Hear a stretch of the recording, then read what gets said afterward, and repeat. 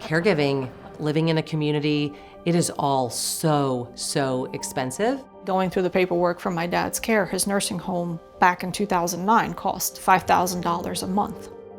I don't think any elder ever intends for that to be how their life savings and their hard work is spent in their latter years. Unfortunately, the finances drive so many decisions as far as, do you stay at home? Do you bring in a private caregiver?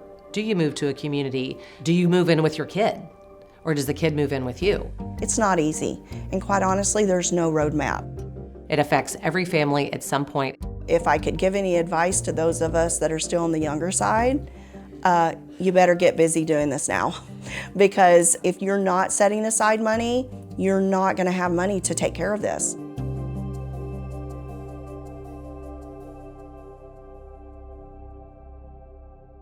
What is your relationship like with your mom?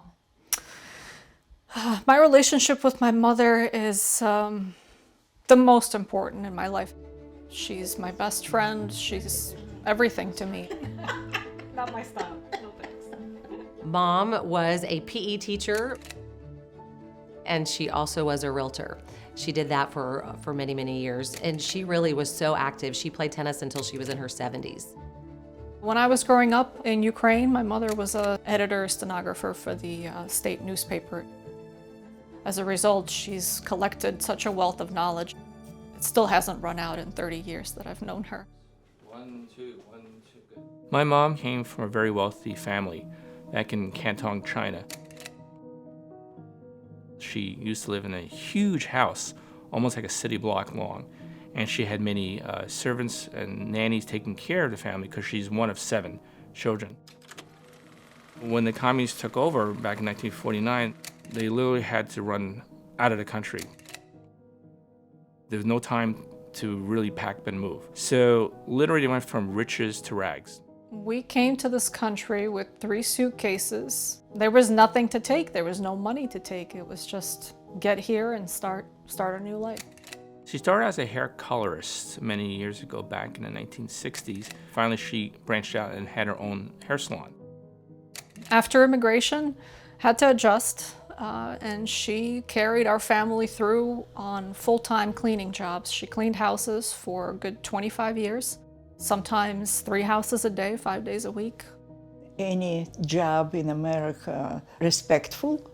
It doesn't matter that I am cleaning lady, which is a shame in my country. Here, I was loved with my clients, and they respect me, so I did not feel any shame here. Okay, if you need anything else, let me know, okay? All right. My dad was born in 1933. In order for him to have a better chance at life, he enlisted in the Navy at 15. He was in the Korean War, and he was actually a gunman on a battleship. We went and sailed to Japan, and then we went to Korea.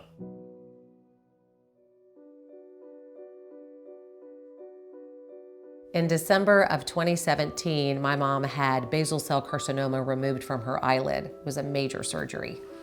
That's when I think I really sort of noticed that I'm gonna have to step in more and stay more on top of her medical situation, because she'd just been taking care of it all of herself. You need to drink more water. You're not drinking very much water, I don't think. My mom was diagnosed with Alzheimer's in 2015.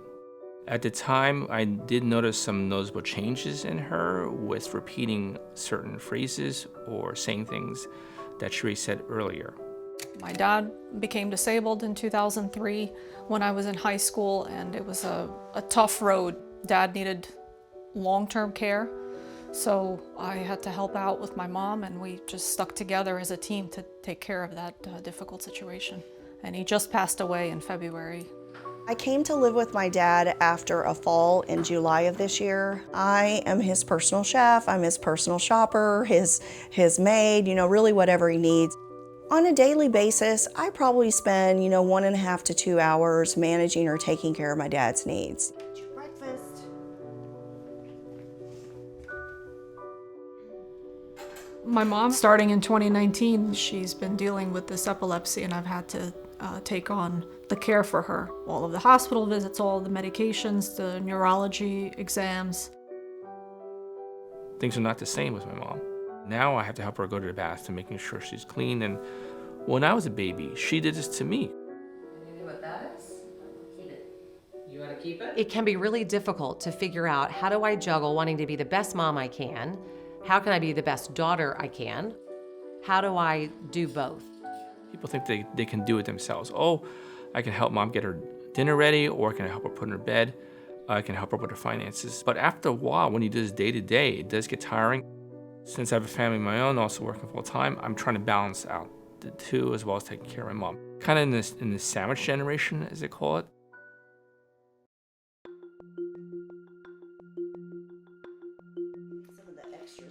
My dad and my stepmom planned very well, so they had everything put in place to manage their own finances. But with the current situation, obviously, at some point, they could run through that money.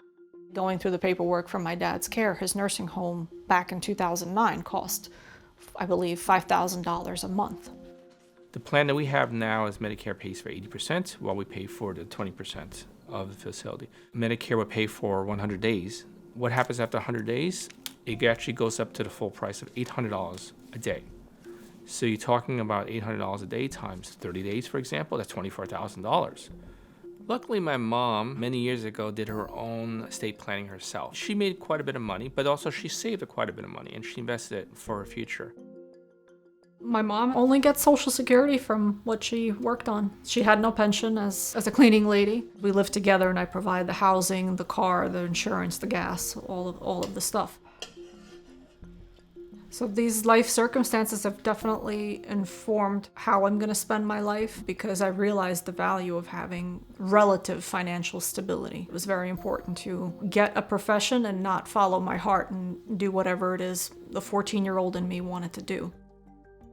Having a front row seat to my parents' finances, their health care, their lifestyle has confirmed to me that you better have a plan. Oh, that's mom's phone. Who is it? Oh, it's probably a scammer. Yep. Yeah. We're not going to talk to them. Slide down to ignore. There's so many solicitors that call your aging parents, and this is a pet peeve of mine. She can get anywhere from 5 to 15 calls a day from various companies asking for money, or people pretending to be from various law enforcement agencies or IRS or any type of debt collection agencies. We've heard him give out his credit card number to someone. We found $140 of magazine charges that were being charged to him every single month. So what I did was I found a local service where now they have to press 1 in order to speak to someone. So the only calls that are getting through are people that actually know us. But it's unfortunate that because people are elderly, whether it's dementia or any other type of debilitating disease, that these people have the nerve to actually go out and try to steal money from people like my mom.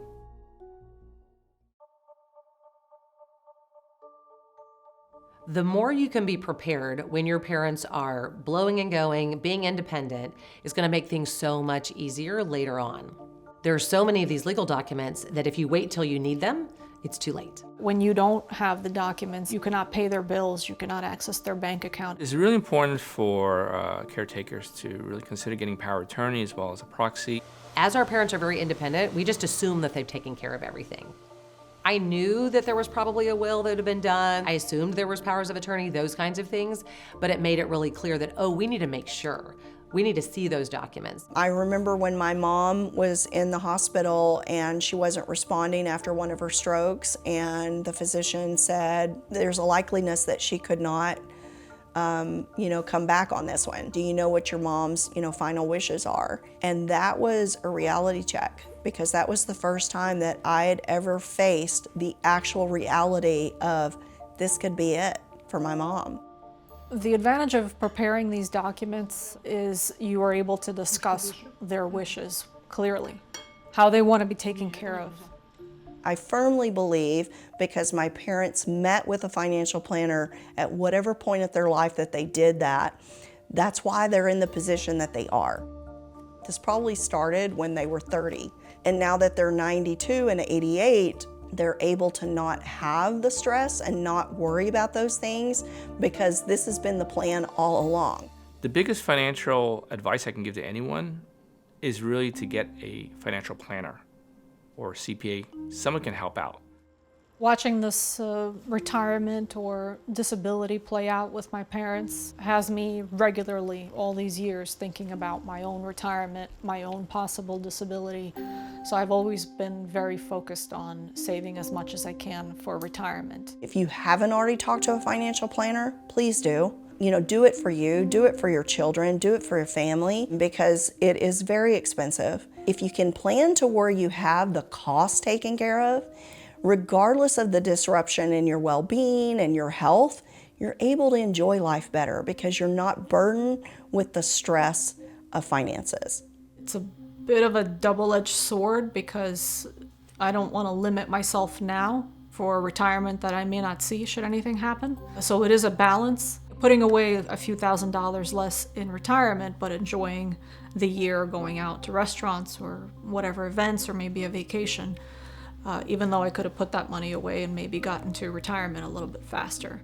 Can you take trips and vacations? Sure, but you need to create a budget. You can't go to Disney World every year. What's going to happen later on when you need that money? Sure, enjoy life with pleasures that you want to do, but also think about the future too. Because once people stop working or once the finances dry up, what do you do from there? And that's a big question mark that people really need to consider. Don't hold back on spending for quality moments, a good meal, maybe some flowers, something to brighten the day every day, something small. Show love and loyalty to the ones that love you.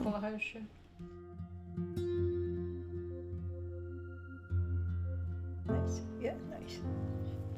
The part of the aging process that hits me the most is seeing the decline and the creeping aloneness. She's such a big personality and so talented and funny and vivacious. Cute. I love it. And just seeing that decline. Old people, we feel like it's a shame for us. When young people make these notes and criticize us, believe me, we know about this too, but we try to cover it like nothing happened. Watching them not be able to do the things that they've always been able to do, it's hard. There's no way to make that easier. It's just hard. It's really a mind shift switch that you have to flip that helps you sort of feel like, okay, as much as she looks fine, there's something broken in her brain, and so she can't remember in the way that she used to. And that is really, really hard. Got to the point where she's having trouble talking, speaking full sentences, having a meaningful conversation, which is heartbreaking to me. You know, we normally have conversations every day about anything from the news to things in general in life.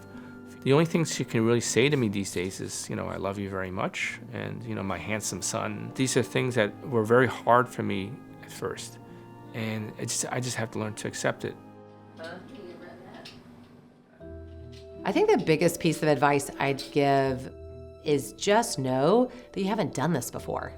Of course you don't necessarily know what it's like to have to try to tell your parent what to do, or try to take their keys away, or try to get them not to drive on their own. Give yourself a little bit of grace. Self-care as a caregiver is very important. What I learned from other people's experiences as well as doctors' advice is really to take care of yourself. Just like being in an airplane. As you know, if there's an emergency where the oxygen mask comes down, If you've ever heard the term, put the oxygen mask on yourself first, then take care of the person next to you. My main advice to people going through the same or a similar situation is to find a good therapist, to not swallow my feelings, to let them out, take the time, express your emotions, and then go back. Having that community just can help you feel like you're not the only one. You have to survive in those moments, you have to keep carrying it through, but it does take a toll. I'm very, very happy with my daughter. For me, she is unique. She is my star. She is my hero. If she will need, I will give her my kidney, even 2 of them. I want to be her to be happy because her happiness is my happiness. I've been a daddy's girl my whole life, so this brings me a lot of joy to be able to serve him in this way and look out for him this way. Oh, I enjoy my life with my wife and daughters and everything. And we enjoy each other. It is a very satisfying way to spend your life if that's the circumstances you find yourself in. Here you go, Daddy. It's not just honoring the person that brought you into this world and has loved you and supported you, but it gives you closure. Love you too. And with my dad, I know that when that day finally comes, I'll have peace of mind that I was here when it counted.